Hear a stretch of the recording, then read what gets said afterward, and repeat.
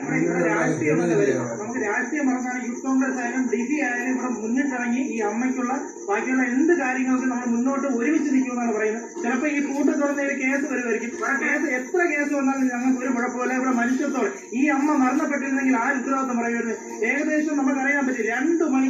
2 മണിക്കാണ് ഈ ബാങ്കുകാർ വന്ന് ജപ്തി ചെയ്തിട്ട് ഈ 5 യുവതികളെ പുറത്താക്കിയത്. ഞാൻ നിങ്ങൾക്കറിയാം റിപ്പോർട്ട് ചാനൽ വന്ന സമയം തൊട്ട് ഞാനിവിടെ ഉണ്ട്.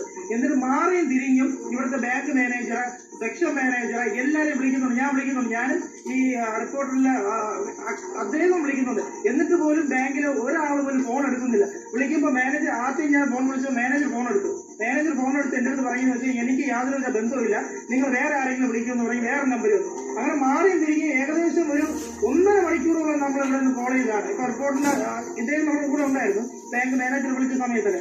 എന്നിട്ട് മനുഷ്യത്വപരമായിട്ട് പോലും ഇവിടെ ഡ്രസ് എടുക്കാനോ ഇവർക്ക് മരുന്നെടുക്കാനോ ആരും ഇവിടെ തയ്യാറായിട്ടില്ല. ഇവർക്ക് ഭക്ഷണം കഴിക്കാനുള്ള സംവിധാനം ഈ ചെറുപ്പക്കാരോട് കൂടി പറയുകയാണ്, ഭക്ഷണം കഴിക്കാനുള്ള സംവിധാനം ഒന്ന് ഒരുക്കി കൊടുക്കണം. നമ്മൾ സ്നേഹം അറിയിക്കുന്നു. തീർച്ചയായിട്ടും. എന്തായാലും ഇനി ബാങ്കുകാരോട് ഒരു കാര്യം പറയാനുണ്ട്. ഇതിന്റെ പേരിൽ ഇനി നിയമ നടപടിയും കൂട്ടമായിട്ട് ചെറുപ്പക്കാരുടെ പുറത്ത് നിയമ നടപടിയുമായിട്ട് കുതിരകയറാൻ ചിലരിൽ നിന്നൊരു അപേക്ഷയുണ്ട്.